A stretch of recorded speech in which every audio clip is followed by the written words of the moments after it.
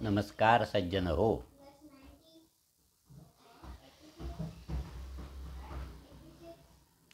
बऱ्याच दिवसांनी पुन्हा एकदा साने गुरुजी यांच्या भारतीय संस्कृती या ग्रंथाचा परिचयाचा पुढचा भाग आज आपण वाचून घेत आहोत.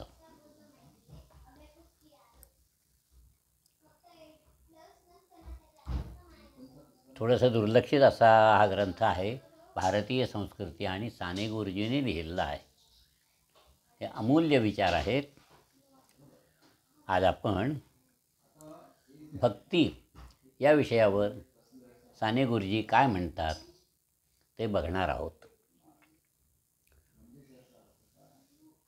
मुक्ती कीर्तन माला D.B. सातवळेकर या यूट्यूब चॅनलमध्ये आपलं स्वागत आहे.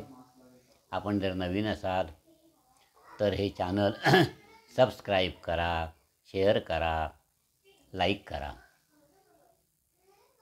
आरंभ करूया. अभिवाचन. भारतीय संस्कृती या साने गुरुजी लिखित ग्रंथातल्या भक्ती हा विषय आज आपण बघणार आहोत. आरंभ करतो. व्यक्तीने स्वतःच्या वर्णानुसार म्हणजेच स्वतःच्या गुणधर्मानुसार समाजाची सेवा करायची हे आपण बघितलं. ही सेवा केव्हा बरं उत्कृष्ट होईल? या सेवेच्या कर्मानं आपण कसे बरं मुक्त होऊ? मुक्त होणं म्हणजे तरी काय हो? मुक्त होणं म्हणजे बांधलेलं नसणं. मुक्त होणं म्हणजे आपण मोकळे आहोत असं वाटणं. आपणावर कोणतंही दडपण नाही असं अनुभवाला येणं म्हणजे मुक्त होणं. ना वासनांचा गुलाम, ना जगात कोणत्याही सत्तेचा गुलाम. स्वतःच्या समाधानानं, आनंदानं, उत्साहानं कर्म करीत राहणं म्हणजेच मोक्ष होय. आपण हजारो कर्म करीत असतो, परंतु त्याचा आपणावर बोजा असतो. त्या कर्मामुळे आपण मेटाकुटीला येत असतो. आपण त्रस्त होत असतो, रडकुंडीला येतो. असं का होतं? याची कारणं दोन. एक तर जे कर्म आपण करतो ते आपल्या आवडीचं नसतं, म्हणजे ते आपल्या वर्णाचं नसतं. तो परधर्म असतो, परंतु मोहानं तो अंगीकारलेला असतो. असा हा परधर्म भयावह असणार, आपणाला संत्रस्त करणार. हे गीतेत अगदी गर्जना करून सांगितलेलं आहे. एखादा शिक्षक घ्या, ज्याला शिक्षक कर्मात आनंद नाही, मुलांच्या हार्दिक आणि बौद्धिक विकासात आनंद नाही, अशा शिक्षकाला त्या अध्यापन कार्यात कसा आनंद वाटेल? मुलांचे गृहपाठ तपासताना तो संतापेल, त्यांची प्रश्नोत्तरपत्र तपासताना तो भराभर रेघोट्या मारील, त्यांच्या शंका ऐकून चिडेल.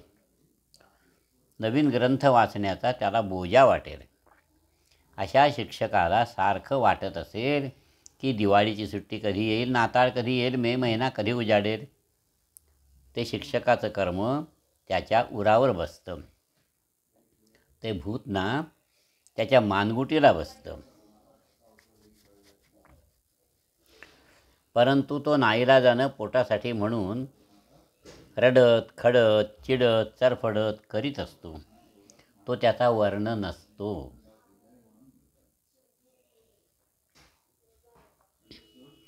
आज सगळ्या समाजात हेच दिसत आहे. वर्णाला स्थानच नाही.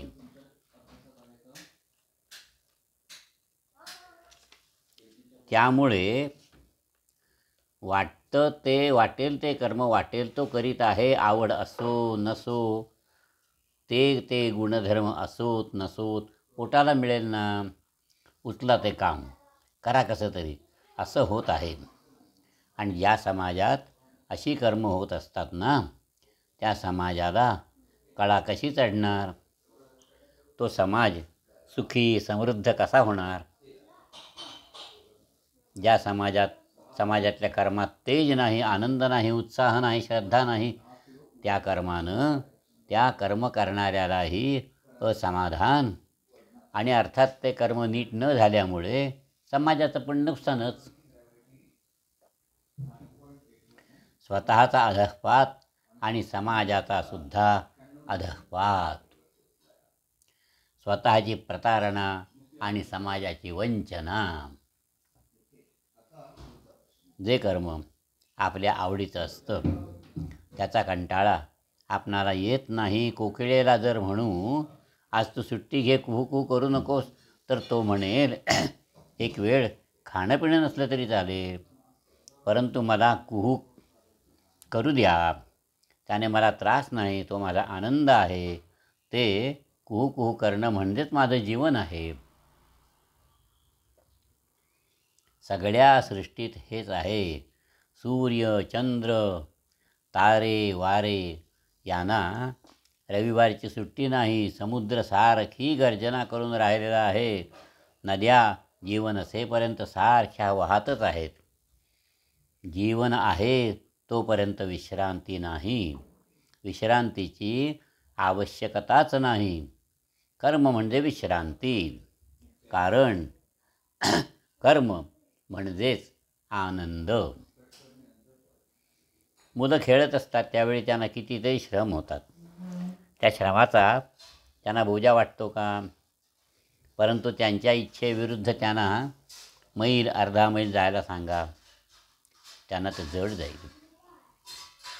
त्यांचे पाय दुखतील. या कर्मात आत्मा रंगत नाही, हृदय समरस होत नाही, असं कर्म म्हणजे मरण. ते कर्म म्हणजे शृंखला. आपण सगळे अशा या वर्णहीन कर्माच्या शृंखलांनी रात्रंदिवस बद्ध झालेले आहोत. आपण सगळे बद्ध आहोत, मुक्त कोणीही नाही.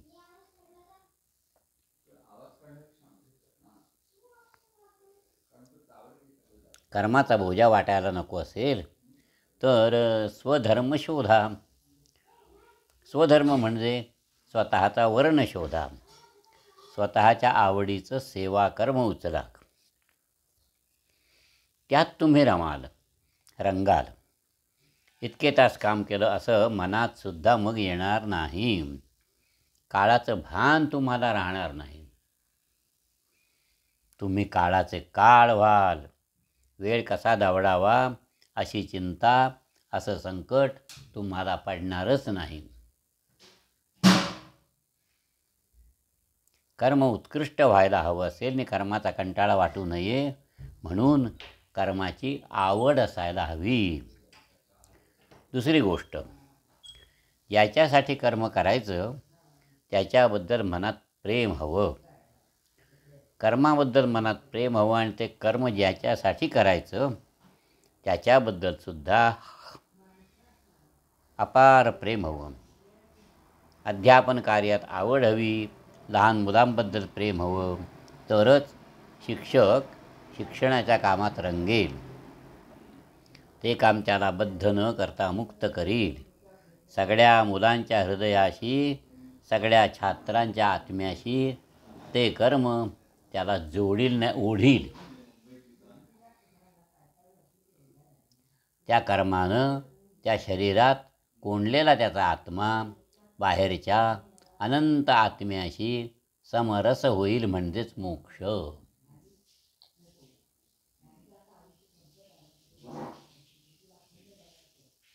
कर्म आपल्या उरावर बसतात. याचं एक कारण त्या कर्माबद्दल अप्रीती, आणि दुसरं कारण ज्यांच्यासाठी कर्म करायचं त्यांच्याबद्दलसुद्धा अप्रीती. ही दोन कारणं जर दूर झाली तर मोक्ष जवळ आला. कर्माबद्दलसुद्धा प्रेम वाटू दे आणि त्या कर्माचा ज्याच्याशी संबंध आहे त्यांच्याबद्दलसुद्धा प्रेमच वाटू दे.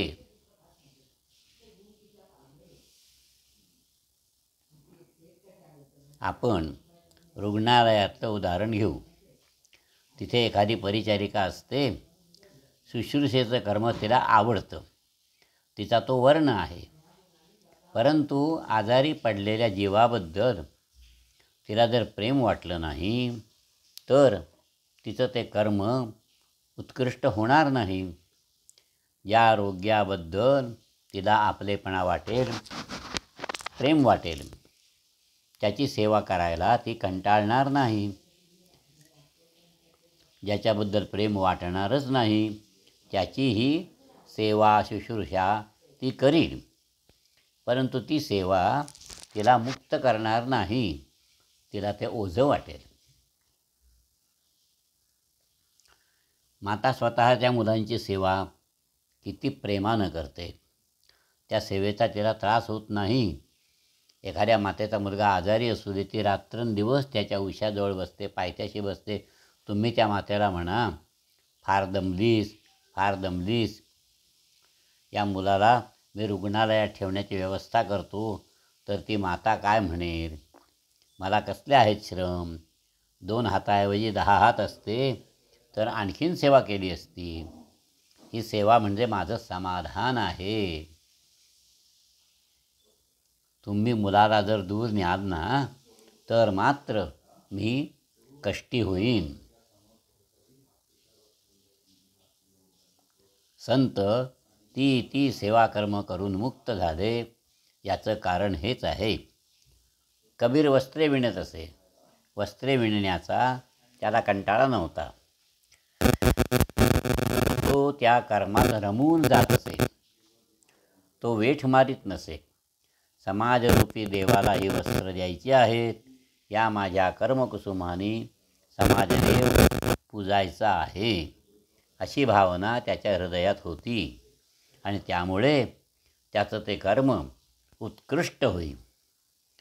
भक्तिविजयात लिहिलं आहे की बाजारात कबीर वस्त्र मांडून बसे. लोक ते सणंग पाहात, परंतु ती विकत घेण्याचं धाडस त्यांना होत नसे. त्या वस्त्रांची अनंत किंमत असेल असं त्यांना वाटे. ही सणंग अमोल आहेत असं लोक म्हणत. त्या सणंगावर लोकांची दृष्टी खिळून बसे. ती वस्त्र ते पाहत उभे राहात आणि खरंच आहे, ती वस्त्र साधी नव्हती. त्या वस्त्रात कबीराचं हृदय ओतलेलं होतं. त्या कर्मात हृदय ओतलेलं आहे, आत्मा ओतलेला आहे. अशा कर्माचं मोल कोण करील? त्या कर्मानं परमेश्वर मिळत असतो, मोक्ष लाभत असतो. गोरा कुंभार मडकी घडवी, त्याचं ते आवडीचं कर्म होतं. परंतु ज्यांना मडकी द्यायची त्या ग्राहकांबद्दलसुद्धा त्याला अपरंपार प्रेम वाटत असे. जनता म्हणजे त्याला रामाचं रूप वाटे. लोकांना फसवायचा विचारसुद्धा त्याच्या मनात येत नसे. आज दिलेलं मडकं उद्या फुटेल, मग लवकर नवीन मडकं खपेल, असा विचार तो करीत नसे. बापानं विकत घेतलेलं मडकं मुलांच्या हयातीतसुद्धा दिसेल, अशा वृत्तीनं गोरा कुंभार मडकी बनवत असे. म्हणून मडक्याची माती तुडवताना तो कंटाळत नसे. ते माती तुडवण्याचं काम वेद लिहिण्या इतकंच गणितातले गहन सिद्धांत लिहावेत इतक्या महत्त्वाने पवित्र आणि महत्त्वाचं त्याला वाटे. ती माती तुडवता तुडवता तो स्वतःला विसरे आणि त्या मातीत स्वतःचं रांगत आलेलं मूल तुडवलं गेलं तरी त्याला भान नव्हतं. जनता जनार्दन त्याच्या अंतःचक्षुसमोर उभा होता. मडके विकत घ्यायला येणारा परमेश्वर त्याला दिसत होता. अशी तन्मयता मोक्ष देत असते. जीवनात अखंड आनंद निर्माण करीत असते. त्या आनंदाला तोटा नाही, त्या आनंदाचा वीट येत नाही, तो अवीट अतूट असा निर्मळ आनंद होता.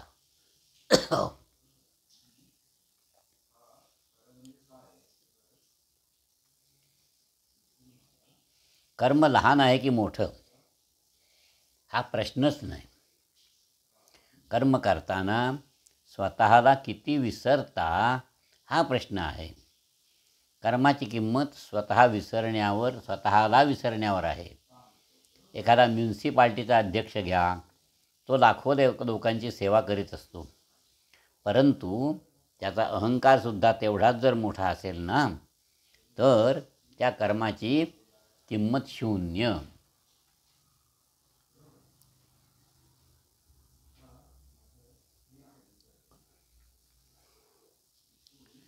आता एका मातेचं उदाहरण घेऊया. ती एकाच मुलाची सेवा करते, परंतु सेवा करताना स्वतःला विसरते. त्या सेवेचे रिपोर्ट ती लिहून प्रसिद्ध करत नाही. तसे रिपोर्ट ती छापेल ना, तर महाभारत होतील. परंतु इतकं ती करते तरी काहीच नाही असं तिला वाटतं.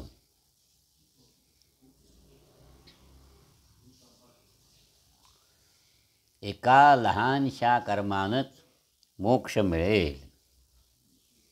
जर कर्मात जिव्हाळा असेल तर त्या कर्मात आत्मा असेल. आपण दक्षिणा देतो त्यावेळेला ती ओली करून देतो. हेतू काय? ती दक्षिणा रुकाभर असेल, एक पै असेल, परंतु हृदयाचा ओलावा त्या दक्षिणेत आहे आणि म्हणून ती पै श्रीमंतांच्या अहंकारी लक्षावधी रुपयाच्या दानाहून अनंतपटीनं श्रेष्ठ आहे. रुक्मिणीचं एक भावभक्तीचं तुळशीपत्र सत्यभामेच्या सोन्या चांदीच्या हिरेमाणकांच्या राशीहून वजनदार ठरतं. सर्वस्वाचा त्याग करणाऱ्या शिवाच्या जटेतला एक केस कुबेराच्या संपत्तीहून वजनदार ठरतो. म्हणून कर्म भक्तिमय करायला हवं. ज्याच्यासाठी कर्म करायचं त्यालाच देव मानूया असं तुम्ही करू लागलात ना, म्हणजे तुमच्या जड कर्मात किती रसमयता येते याचा अनुभव तर घेऊन बघा. समजा माझी खानावळ आहे, माझा एखादा प्रिय मित्र जेवायला येणार आहे, तर मी किती काळजीपूर्वक स्वयंपाक करीन, किती प्रेमाने करीन. ती भाकरी भाजताना मला त्रास होणार नाही, चटणी वाटताना हात दुखणार नाहीत, मी ताट स्वच्छ ठेवीन, तांब्या स्वच्छ भरून ठेवीन, माशा दूर करण्याची दक्षता बाळगीन. माझ्या मित्रांसाठी जर मी एवढं करीन तर माझ्याकडे जेवायला येणारे म्हणजे भगवंताच्याच मूर्ती आहेत अशी जर भावना मी करीन तर माझ्या खानावळीचं स्वरूप कसं दिसेल? किती स्वच्छता, किती प्रेम, किती अगत्य, किती आनंद, किती प्रसन्न वातावरण असेल. प्रत्यक्ष मोक्षलक्ष्मी तिथे अवतरलेली दिसेल. समाजसेवेचं कोणतंही कर्म घ्या, शाळा असो, खानावळ असो, दुकान असो, सलून असो, मामलेदार व्हा, म्युन्सिपल अधिकारी व्हा, त्या समाजदेवाची पूजा करायची आहे, विसरू नका. म्हणजे तुमचं कर्म दिव्य झाल्याशिवाय राहणारच नाही. परंतु आज समाजात काय दिसतं? गव्हर्नर यायचा असला की म्युन्सिपाल्टी जागी होते, रस्ते साफ होतात, गटारं धुतली जातात, परंतु लाखो लोक म्युन्सिपल हद्दीत राहतात. ती का मढी आहेत? त्यांना स्वच्छता नको का? त्यांनी घाणीच्या नरकातच राहायचं का? आज बडे लोक आपले देव झाले आहेत. ते आले म्हणजे आपण कर्म नीट करायला सुरुवात करतो. परंतु लाखो माणसं ही परब्रह्म आहेत ही भावना बाळगून कर्म जर व्हायला लागली तर मोक्ष येईल, भाग्य येईल, स्वातंत्र्य येईल. तोपर्यंत सर्वत्र अवकाळाच असायची. सगळ्या समाजावर मृतकाळात येणार. तोपर्यंत आपली दुकानं, आपली हॉटेलं, आपल्या खानावळी, आपल्या कचेऱ्या म्हणजे घाण, अव्यवस्था, निष्काळजीपणा, स्वार्थ यांनीच बरबटलेली असणार. आणि भारतीय संस्कृती हीन आहे असा चेहरा सगळं जग मारील यात शंका नाही. मोक्ष जपात तपात नाही तर धर्मात आहे, सेवा कर्मात आहे. आवडीचं कर्म हृदय ओतून करण्यात आहे. समाजदेवाची ही कर्ममय पूजा रसमय गंधमय करण्यात आहे. त्या कर्माचा जप करायचा. हे कर्म कसं उत्कृष्ट होईल, कसं तन्मयतेनं करता येईल याचीच चिंता बाळगायची. यज्ञानां जपयज्ञोस्मी. यज्ञानां जपयज्ञोस्मी असं गीता सांगते. जप म्हणजे निदिध्यास. कालच्यापेक्षा आजचं कर्म अधिक सुंदर हो, आजच्यापेक्षा उद्याचं हो असं सारखं मनात वाटणं म्हणजे जप. यानेच मोक्षाचे अधिकारी आपण होत असतो. हीच ती तळमळ. सेवा निर्दोष होण्याची तळमळ, सेवा निस्वार्थी होण्याची तळमळ. रात्री ईश्वराला प्रत्यहीची सगळी कर्म अर्पण करायची असतात. या कर्मांचा नैवेद्य त्याला दाखवायचा आणि म्हणायचं, देवा अजून ही कर्म निर्दोष होत नाहीत. कर्म करताना अजून स्वतःचा पूर्ण विसर पडत नाही. कीर्तीची, मानाची, पैशांची स्पृहा असते. निंदा स्तुतीने मी खचतो, परंतु उद्या आजच्यापेक्षा अधिक सुंदर कर्म करीन, प्रयत्न करीन. आपल्या हातून पूर्ण निर्दोष अशी कर्म होत नाहीत म्हणून वाईट वाटणं यात सगळा धर्म आहे. हे जे अपूर्णत्वाचे अश्रू डोळ्यातून भळभळतात त्यात भक्तीचा जन्म आहे. गटे या जर्मन कवीने एका ठिकाणी म्हटलं आहे, जो कधी रडला नाही त्याला देव दिसणार नाही. स्वतःच्या अपूर्णतेचे अश्रू डोळ्यात येऊन डोळे धुतले जातात. डोळे निर्मळ होतात. सगळीकडे भगवंत दिसायला लागतो आणि या भगवंताची सेवामय पूजा करायला अपरंपार उत्साह वाटतो, उल्हास वाटतो.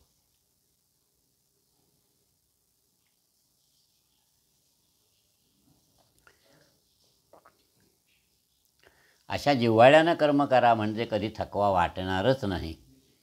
जनाबाई दळून दळून कधी दमत नसे. नामदेवाच्या घरी नेहमी संत येत असत.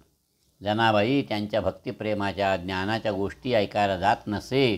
ती दडीत बसे. आज माझ्या घरी देव आले आहेत, त्यांना चांगली भाकरी हवी, दाणे निवडून नीट बारीक दळायला हवेत, अशा भावनेनं जनाबाई दळत असे. तिचे हात दमत नसत. त्या हातात जणू देव येऊन बसे. ते जनाबाईचे हात नव्हते, ते देवाचे हात होऊन जात. ते दळणं अपौरुषेय होत असे. ते दळणं म्हणजे अपौरुषेय वेद होता.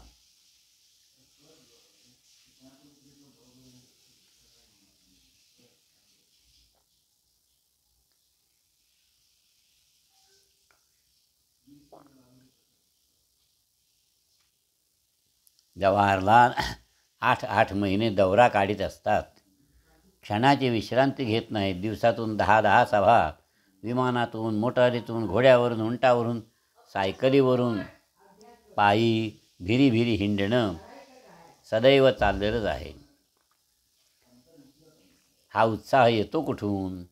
त्या सेवेत ते तन्मय असतात. या दरिद्री नारायणाला कसा हसवू, कसा अन्नवस्त्रान नटवू, ज्ञानानं सजवू हीच चिंता त्यांना असते. ती कर्ममय पूजा थोर असते. महात्माजींचा क्षण आणि क्षण सेवेत जात असतो.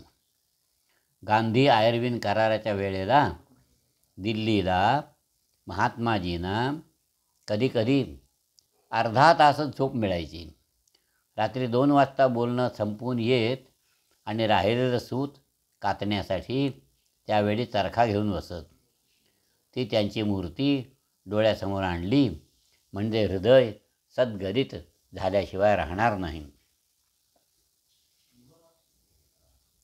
भक्तिमय कर्मात असा आनंद आहे. त्या कर्माचं ओझं नाही. एखादा मोठा लाकडाचा ओंडका असावा, तो किती जड असतो. कोणाच्या डोक्यात घातला तर कपाळ मोक्ष व्हायचा.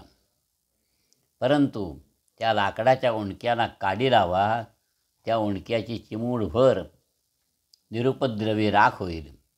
मऊ मऊ राख खुशाल अंगाला फासावी, खुपणार नाही, रुतणार नाही. कर्माचं तसंच आहे. जे कर्म भाररूप वाटत असतं तेच कर्म भक्तिभावानं करायला लागलो म्हणजे सहज वाटतं. खादी घरोघर जाऊन विकणं किती कठीण, परंतु त्या कर्मात भक्ती ओतूया म्हणजे ते खादीचं गाठोडं म्हणजे मोक्षाचं गाठोडं वाटेल. मग ते गाठोडं आपण खाली ठेवणारच नाही. पुंडलिकानं काय केलं? प्रत्यक्ष परमेश्वर समोर उभा राहिला तरी आईबापांचे पाय सोडले नाहीत. पुंडलिकाला माहीत होतं या सेवाकर्माने देव दारात आला आहे. सेवाकर्म सोडून मी देवाकडे जाईन तर देव पळून जाईल. आणि हे सेवाकर्म जोपर्यंत मी करीत आहे तोपर्यंत युगे 28 हा पांडुरंग माझ्यासमोर उभा राहील आणि कृपादृष्टीची वृष्टी करील. तुकारामांनी मोठ्या प्रेमानं लिहिलेलं आहे, का रे पुंड्या मातलासी, का रे पुंड्या मातलासी, उभे केले विठोबासी.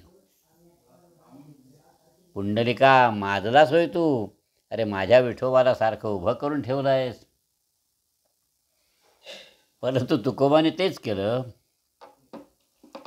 देव समोर आला तरी माझं भजन थांबणार नाही असं ते म्हणतात.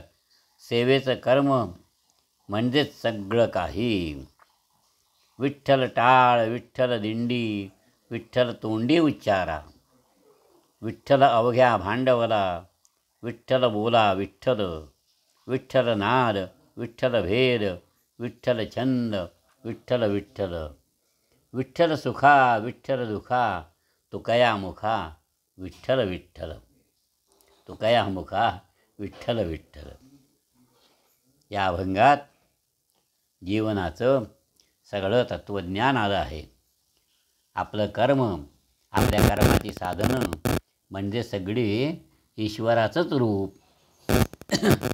माझा चरखा म्हणजे माझा देव, माझं जातं म्हणजे माझा देव, माझी चूल म्हणजे माझा देव, माझा कारखाना म्हणजे माझा देव, माझी खादी म्हणजे माझा देव, माझी व्यायामशाळा म्हणजे देव, तिथली उपकरणं म्हणजे देव, प्रयोगशाळा म्हणजे देव, तिथला गॅस, तिथली ॲसिड, सगळं काही देवाचंच रूप.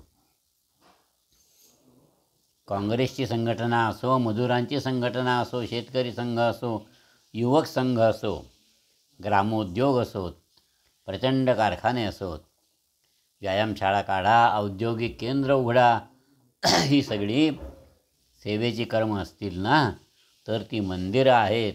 तिथे सगळीकडे सर्वत्र विठ्ठल आहे. ती कर्म करताना सुख मिळो किंवा दुःख मिळो, तेही विठ्ठलाचंच रूप. कर्म करताना गळ्याला फास लागो किंवा फुलांचा हार गळ्यात पडो, दोन्ही सारखीच. मनाची चलबिचल नाही. भक्तीच्या प्रकाशात सगळं सुंदर, सगळं मंगलच आहे.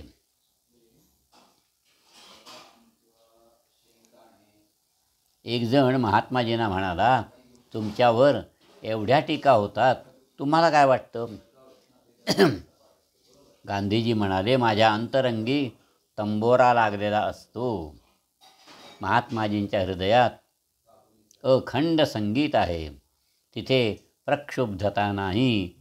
सागरावर अनंत लाटा उसळतात परंतु आत खाली समुद्र गंभीर असतो, तिथे प्रशांत अशी शांती असते. महापुरुषांना हे कसं काय शक्य होतं? कारण स्वार्थाचा लवलेशही तिथे नसतो. जनतेची सेवा हेच एक ध्येय. आपण समुद्रात बुड्या मारतो त्यावेळी कितीतरी घनफूट पाणी आपल्या डोक्यावर असतं, पण त्या पाण्याचा बोजा वाटत नाही. आपण पुन्हा पुन्हा बुड्या मारतो, पाण्यात लपतो, खेळतो. परंतु त्या पाण्यातून बाहेर या, स्वतःसाठी एक घागर भरून घ्या. ती घागर तुमच्या डोक्याला त्रास दिल्याशिवाय राहणारच नाही. तुमच्या डोक्याला, तुमच्या कमरेला त्या घागरीचं ओझं झाल्याशिवाय राहील का? स्वतःच्या केवळ सुखासाठी केलेली प्रत्येक स्वार्थी कर्म म्हणजे बोजा आहे. त्याचं जीवाला ओझं होतं, तो जोजारा होतो. परंतु हे कर्म जनतेसाठी आहे असं म्हणा, म्हणजे ओझं नाही. जनसागरात डुंबा. तुमच्या स्वतःचा बिंदू जनता सिंधूत मिसळून टाका, म्हणजे मग जीवनात संगीत आल्याशिवाय राहणार नाही. शांताकारं भुजगशयनं असं परमेश्वराचं वर्णन केलेलं आहे. परमेश्वर सहस्त्रफणांच्या शेषावर निजला आहे, परंतु शांतपणे पहुडला आहे. याचा अर्थ काय? परमेश्वर कोट्यावधी कर्म करीत आहे. आपण झोपलो तरी देव झोपत नाही. तो मेघ पाठवत असतो, तारे हसवत असतो, कळ्या फुलवीत असतो. परमेश्वर झोपून विश्व कसं चालेल? या विश्वाचा पसारा मांडणाऱ्या परमेश्वराला किती शिव्या शाप मिळत असतील. या जगात सर्वात मोठा हुतात्मा कोणी असेल तर तो परमेश्वर आहे. पण तो परमेश्वर शिव्या शापांकडे लक्ष देत नाही. त्याला जे योग्य वाटेल, हिताचं वाटेल ते तो करीतच आहे. शांतपणे, अविरतपणे करीत आहे. परमेश्वराचं हे वर्णन महापुरुषाला लागू पडतं. महापुरुषसुद्धा असेच शांतपणे ध्येयावर दृष्टी ठेवून पुढे जात असतात. त्यांची नितांत निस्वार्थता त्यांना अपार धैर्य देते, शांती देते. स्वार्थाला भय नाही, निस्वार्थी वृत्तीला भय नाही. स्वार्थाला भय आहे, स्वार्थाला भय आहे, निस्वार्थी वृत्तीला भय नाही. एकच कर्म नेहमी करावं लागेल असं नाही. कधीकधी नेहमीची वर्णकर्म दूर ठेवून इतर कर्मसुद्धा अंगीकारावी लागतात. आग लागली असता सर्वांनी धावायला हवं.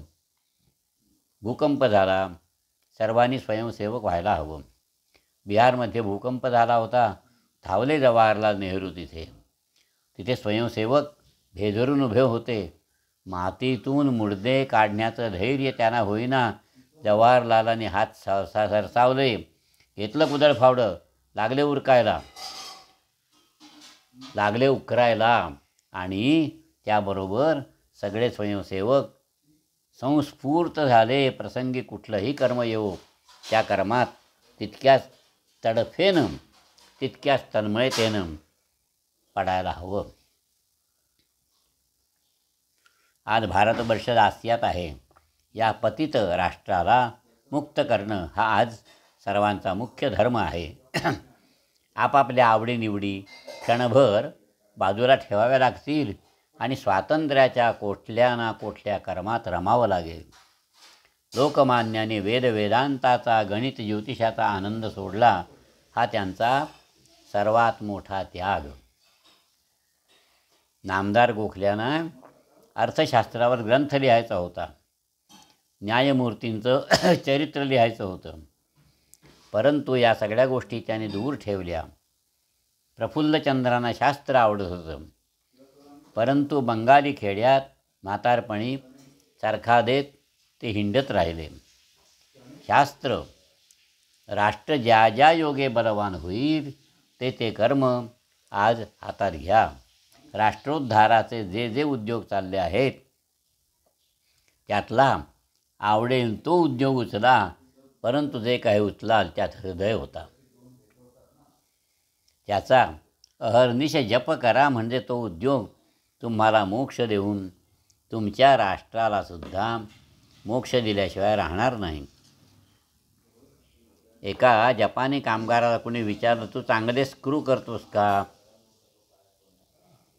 तू चांगले स्क्रू करतोस का? त्या कामगारानं उत्तर दिलं, नुसते चांगलेच नाही तर उत्कृष्ट स्क्रू मी तयार करतो. आणि हेच उत्तर आपणा सर्वांना देता यायला हवं आहे.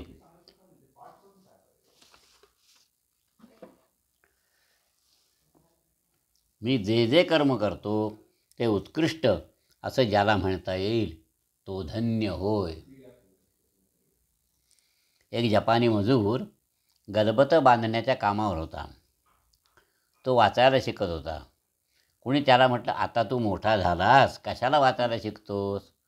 तो म्हणाला, समजा रशियाशी आमच्या देशाची लढाई सुरू झाली.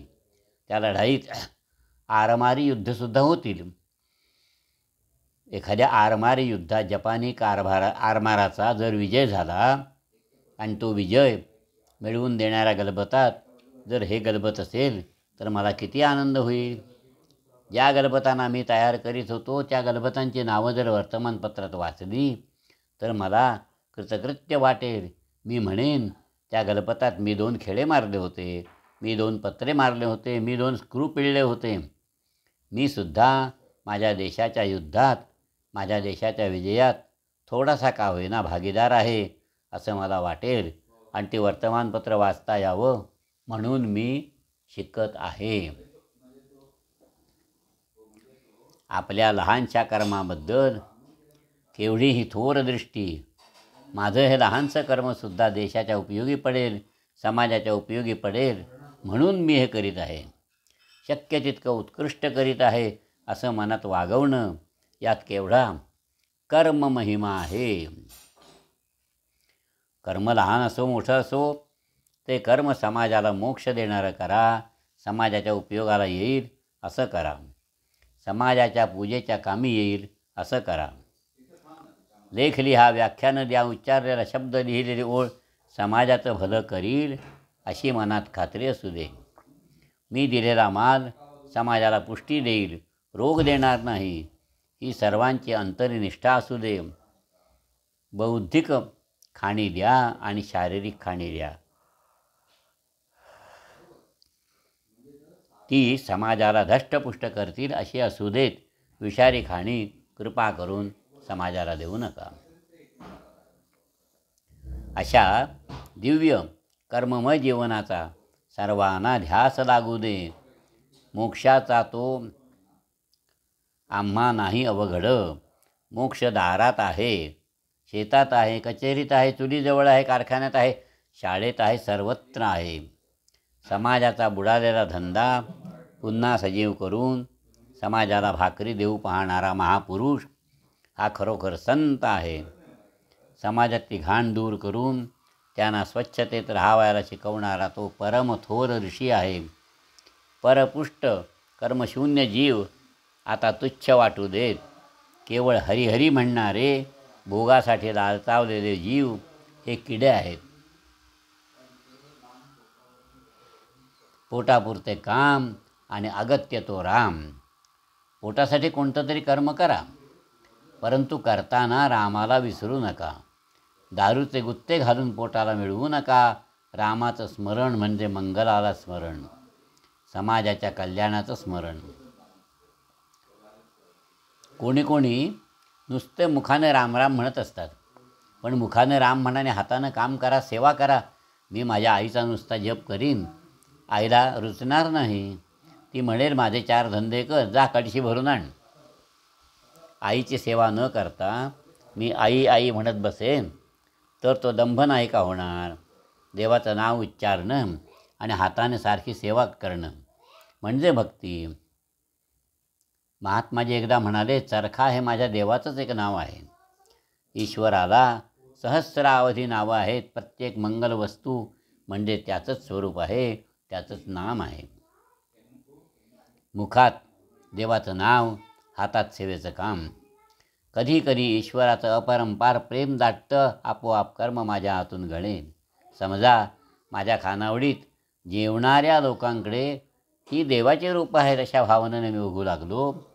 एखाद्या वेळेस ही भावना इतकी वाढेल, मी वाढणं विसरून जाईन. त्या देवाच्या मूर्तीकडे पाहतच बसेन.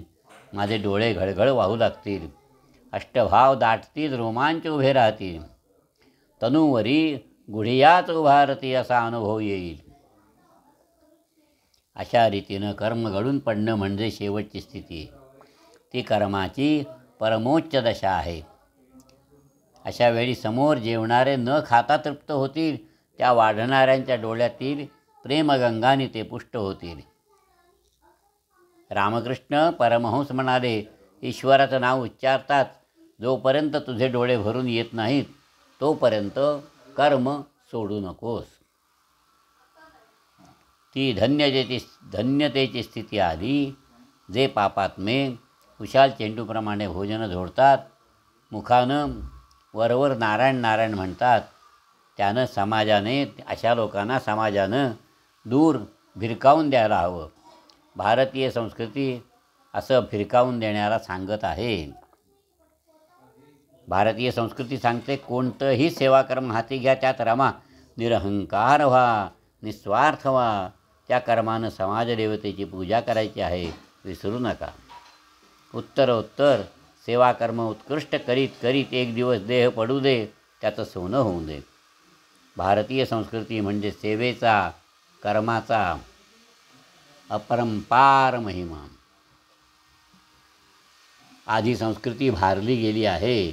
मी रस्त्यात कर्मशून्य होऊन नारायण म्हणत बसलो ना, तर माझ्यापुढे पैशाचे ढीग पडतात. परंतु रस्त्यातील घाण दूर करीन, विष्ठा उचलीन, तर मला प्यायला पाणी मिळणार नाही.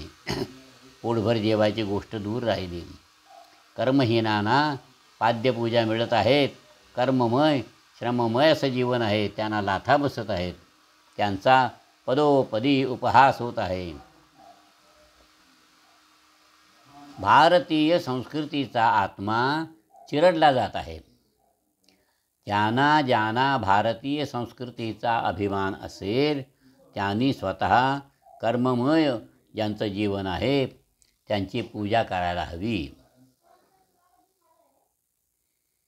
ते झडझडून वहिला निघ, ये भक्तीचे वाटे लाग, ते पावसी अव्यंग निजधाम माझे. मोक्षाचं आनंदाचं परमधाम हवं असेल ना, जेथे कोणतंही व्यंग नाही, दुःख नाही, वैषम्य नाही, दुष्काळ नाही, दारिद्र्य नाही, अज्ञान नाही, घाण नाही, रोग नाही, भांडण नाही, क्रोध मत्सर नाही, ते पवित्र मंगल स्वातंत्र्याचं धाम हवं असेल तर सगळे मिथ्या अभिमान, सगळी श्रेष्ठ कनिष्ठपणाची कुभांड, सगळा आलस्य, सगळे स्वार्थ, सगळ्या भ्रामक कल्पना झडझडून फेकून द्या आणि सेवामय, कर्ममय, वर्णधर्ममय भक्तीच्या मार्गाला लागा. एक हात भून अंगरणे शतव्याख्यानाहून थोर, एक हात खादी विणणे मंत्रजपाहून थोर, एक वस्त्र रंगवणे तव पांडित्याहून थोर, शेत करी तसे विण करी, तसे रंगारी बना देशाचे, आळशी न कुणी कामाचे. एक नीट मडके करणे तव व्याख्यानाहून थोर, एक नीट जोडा शिवणे तव श्रीमंतीहून थोर, चाकास धाव वसविणे तव विद्वत्तेहून थोर, कुंभार तसे चांभार तसे लोहार बना देशाचे, आळशी न कुणी कामाचे. यापुढे आता हा आपला मंत्र, ही आहे भारतीय संस्कृती. बेंजामिन फ्रँकलिन इंग्लंडमधून अमेरिकेत जेव्हा परत गेला तेव्हा त्याला विचारलं, इंग्लंडमध्ये काय पाहिलंस? बेंजामिन म्हणाला, इंग्लंडमध्ये सारे लोक उद्योगी आहेत, प्रत्येकजण काही ना काही करीतच असतो. इंग्लंडमध्ये वारा, वाफ वगैरेंना सुद्धा कामाला लावण्यात आलं आहे. पवनचक्क्या फिरत आहेत. वाफेनं यंत्र चालत असतात. इंग्लंडमध्ये सगळे श्रमजीवी लोक आहेत. तिथे एकच जंटलमन मला भेटला. सगळे म्हणाले, कोण तो? बेंजामिन म्हणाला, डुक्कर. हे डुक्कर मात्र काही काम करीत नव्हतं. बेंजामिन श्रम न करणाऱ्याला डुक्कर म्हणत आहे. शिष्ट मनुष्याला, जंटलमनला बेंजामिन काय पदवी देत आहे बघा. बेंजामिन श्रमहीनाला सुकर म्हणत आहे. परंतु आपल्या देशात श्रमहीनाला देव समजण्यात येत असतं. अमेरिका वैभवात का, आपण दारिद्र्याच्या गर्तेत का, यावरून स्पष्ट होत आहे. पूज्य शेतकऱ्याला आपण धिक्कारित आहोत, हरिजनांना बहिष्कृत करीत आहोत आणि कर्महीन श्रीमंतांना, धर्माच्या नावाने सर्वांना लुबाडणाऱ्यांना, भ्रष्टाचार माजवणाऱ्यांना, स्त्रियांची पातिव्रत्य धुळीला मिळवणाऱ्यांना पूजित बसलो आहोत. अतः पर भारतीय संस्कृतीच्या उपासकांनी हा बावळटपणा, मूर्खपणा, करंटेपणा दूर फेकून द्यायला हवा. धुळीत काम करून मळलेला हा सर्वाहून मंगल, पवित्र असे मानायला शिकायला हवं. आपल्याला वाटत असतं धुळीत मळलेला मनुष्य अमंगळ, परंतु त्याचाच कोठा स्वच्छ असतो, त्याला अंतःशुद्धी असते. त्याच्या उलट बाहेरचे कपडे परीट घडीचे वापरणारा, अंगाला रोज साबण लावणारा, केस विंचरणारा असा बाह्य स्वच्छतेचा पुतळा, त्याच्या पोटात सगळी घाण असते, त्याला सदैव अपचन, त्याच्या शौचाची सदैव तक्रार, त्याला बद्धकोष्ठाची व्यथा. श्रम करील ना तर तो कोठा स्वच्छ राहील. सर्वजण विचार करा. भारतीय संस्कृतीचा आत्मा ओळखा. गीतेचं अंतरंग पहा. घोड्याचे खरारे करणारा, पितांबराचा तोबरा करून त्यातून घोड्यांना चंदी चारणारा तो गोपाळकृष्ण डोळ्यासमोर आणा आणि जीवनाला शुद्ध वळण द्या. आजचा हा रडका संसार सुखमय, समृद्ध, आनंदमय करूया. भारतीय संस्कृतीची जोपासना करणारं राष्ट्र कधी दरिद्री दास होणार नाही. खऱ्या सद्धर्माजवळ श्री, वैभव आणि जय ही ठेवलेलीच असतात. मित्र हो, साने गुरुजींचे विचार किती उदात्त आहेत. आपण चिंतन करूया. पुढचा भाग पुढच्या वेळी. धन्यवाद.